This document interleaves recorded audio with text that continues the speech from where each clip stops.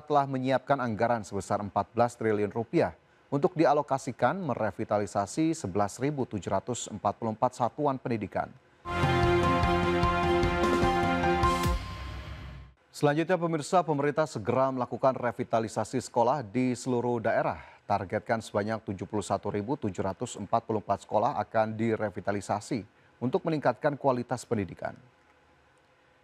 Menteri Pendidikan Dasar dan Menengah Abdul Mukti menegaskan dalam tahun ini pemerintah akan melakukan program revitalisasi sekolah yang menjadi salah satu prioritas pemerintah untuk meningkatkan kualitas pendidikan sekaligus mendorong perputaran ekonomi di daerah. Dalam program prioritas perbaikan sarana dan prasarana pendidikan di tahun 2026, pemerintah telah menyiapkan anggaran sebesar 14 triliun rupiah untuk dialokasikan merevitalisasi 11.744 satuan pendidikan. Pemerintah sendiri berencana menambah cakupan revitalisasi hingga 60.000 sekolah, sehingga total sekolah yang akan direvitalisasi sepanjang 2026 mencapai 71.744 satuan pendidikan. Selain memperbaiki sarana dan prasarana pendidikan, revitalisasi sekolah juga bisa membuka lapangan pekerjaan dalam jumlah besar, karena pola pembangunan akan dilakukan secara swakelola oleh masing-masing sekolah.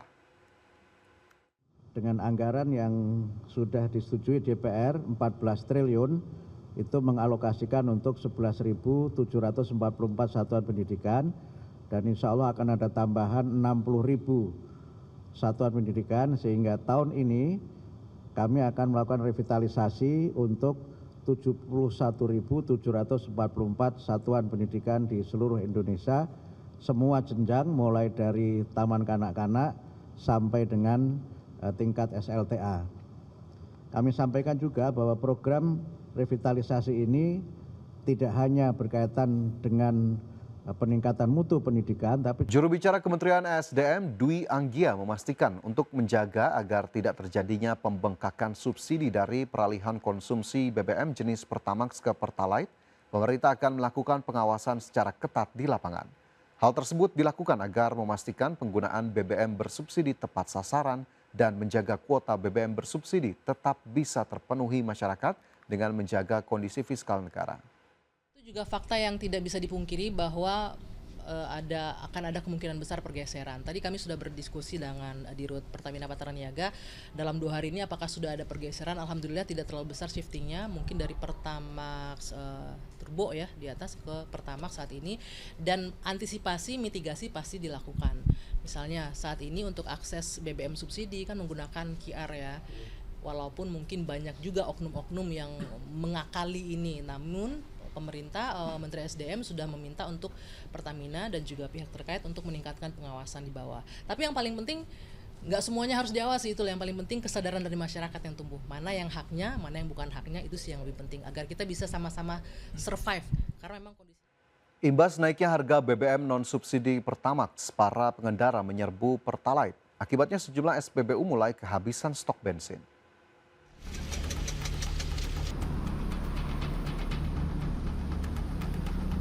Sejumlah SPBU di Jakarta mulai kehabisan stok BBM. Di Kalimalang, Jatinegara, Jakarta Timur, sebuah SPBU ditutup sementara dan tidak melayani pembelian.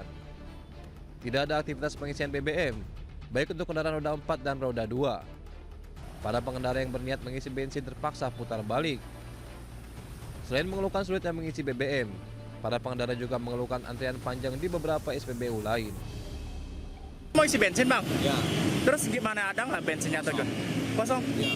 Oh, tadi abang niatnya mau isi apa bang? Pertama. Pertama? Ya. Oh tapi kosong? Oh ini emang baru kali ini aja atau ada beberapa SPBU yang abang udah datangin terus kosong? Ini baru ini karena beberapa ini agak sering kosong sih. Oh. Itu sono tadi antri banget. Kondisi ini terjadi sejak naiknya harga BBM Pertamax yang sebelumnya Rp12.300 menjadi Rp16.250 per liter.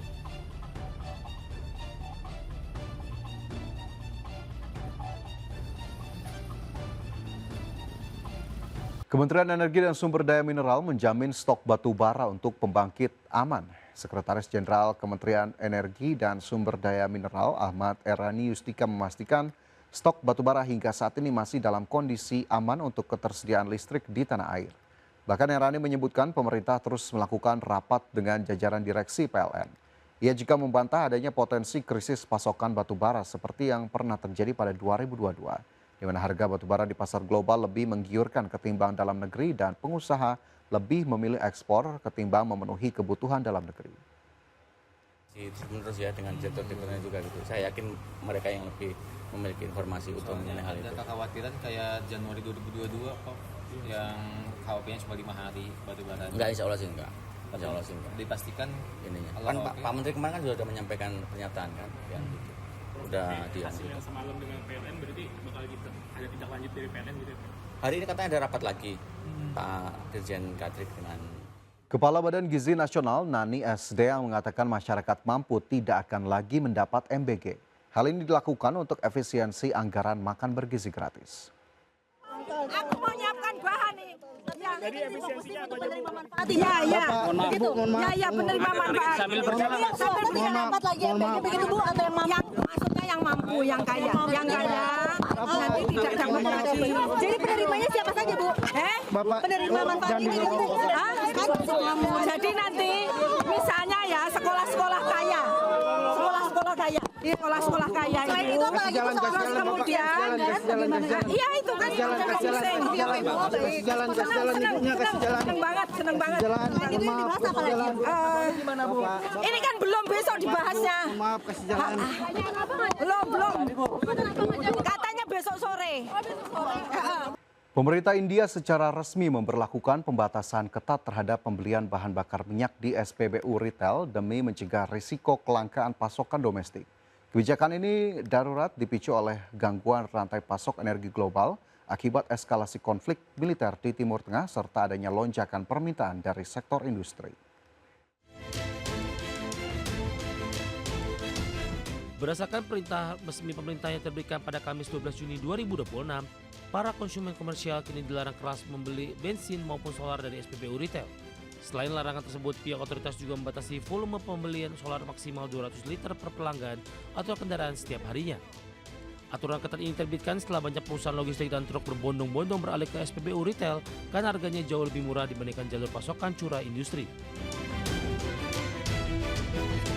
Migrasi massal para konsumen komersial tersebut langsung memicu kelangkaan stok BBM subsidi di berbagai daerah dan menekan keuangan korporasi energi negara. Saat ini aktivitas penjualan solar kepada konsumen retail menyebabkan kerugian mencapai Rp36,5 per liter bagi perusahaan milik pemerintah India. Nilai kerugian untuk penjualan bensin retail juga menyentuh angka Rp9 per liter, sedangkan penjualan jalur industri justru dilakukan dengan harga pasar yang lebih tinggi.